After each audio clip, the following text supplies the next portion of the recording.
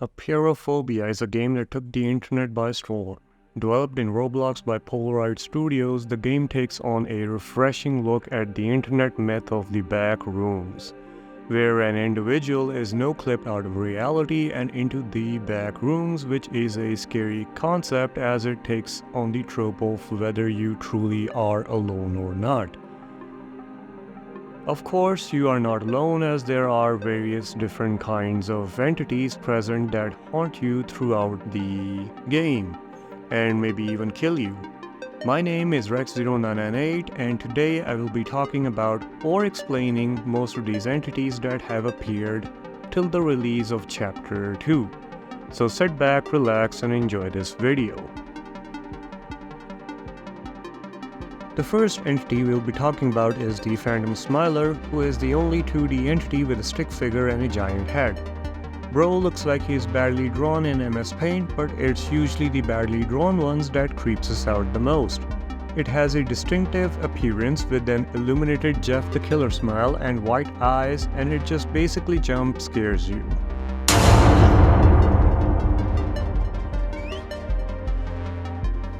The next entity is not really an entity but more of an Easter egg in the game. It's called the Lost Soul, and as the name implies, it's basically just a lost soul who died in the beginning levels, and the only significance it has is that it gives you a badge upon finding it. It also looks like he had explosive diarrhea, and getting no treatment for it killed it.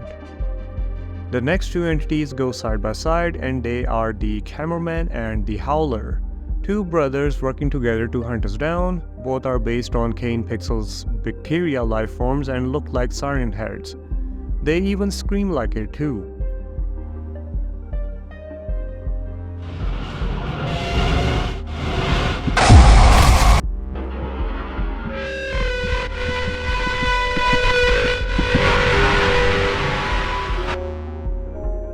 Their job is to hunt you down and kill you. The cameraman is a giant camera, meaning that it has a giant camera for a head, which is a nod to those found footage backroom videos, and upon discovering a wanderer, it lets out a giant scream or a loud scream that alerts the Howler to your location.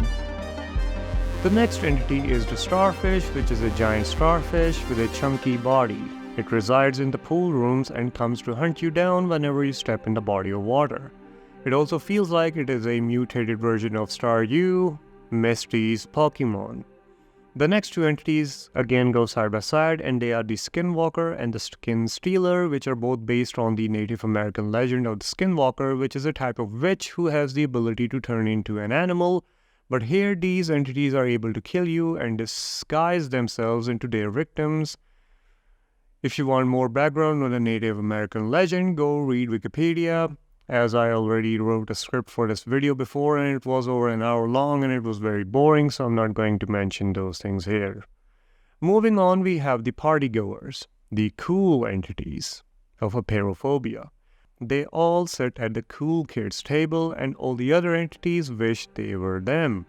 They have the ability to teleport behind players and kill them, and the distinguishing feature that they have is a balloon in their hand to mock you in how happy their lives are as compared to yours. The back room is incomplete without a stalker, hence why there is a dedicated stalker entity in it. It resides in level 14 of the game and triggers alarms upon making eye contact with the player, which is ironic because in real life it's usually the victim that calls the police on a stalker.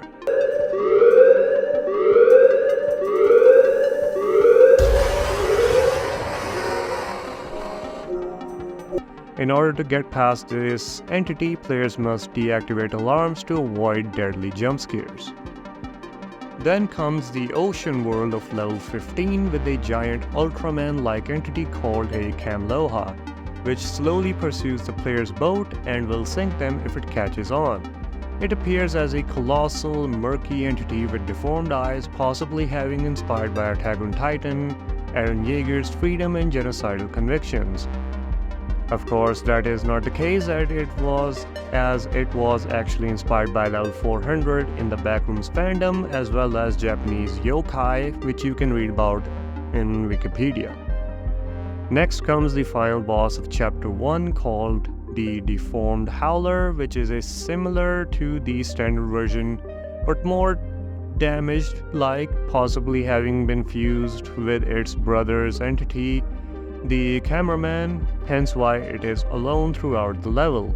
It can enter a rage mode, being extremely fast after colliding with walls and emitting a red glow which players are able to use to their advantage to kill it, making it the only entity that is killable.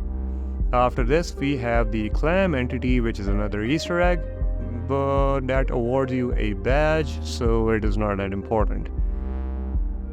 Then we have the Hound, which is like a humanoid dog hybrid entity that moves by crawling and is sensitive to auditory stimuli, reacting to footsteps and cabinet openings, showing that this entity has no form of visual senses. It is often referred to as Larry. No, not Sad Larry, but it could be him because he is bald too. Then we have the Titan Smiler, which is basically the Phantom Smiler but on steroids. It is characterized by a massive glowing white smile and sharp claws, and it pursues players relentlessly as well as stalking them to some extent. It also looks like my sleep paralysis demon. Now we will be moving on to Chapter 2 entities, with the Watcher being the first and only entity capable of communication.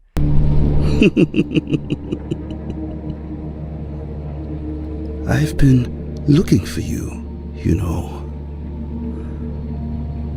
I've come to help you. I'm just so kind, am I not?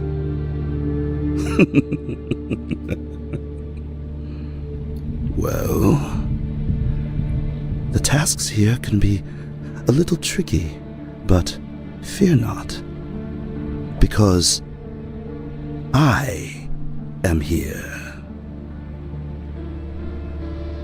We're friends now. It aids players in various levels with guidance and information, and has a levitating appearance with 4 arms and white eyes. It's also the entity that hints that this game has a story or will be having a story, and is definitely not friendly with the way it spawns a Smiler to hunt us down. Now there's a collection of entities that appear after the Watcher, and some of them are new, so not much information is known about them, so I will be quickly going through them. First off, we have the Caretaker that appears in level 17 and shares a domain with the Watcher. It has a dark grey appearance with blade-like appendages on its arms. And after this, in level 18, we have the Hoax, which resembles mannequins with wooden skin and moves only when the player averts their gaze, remaining still when observed.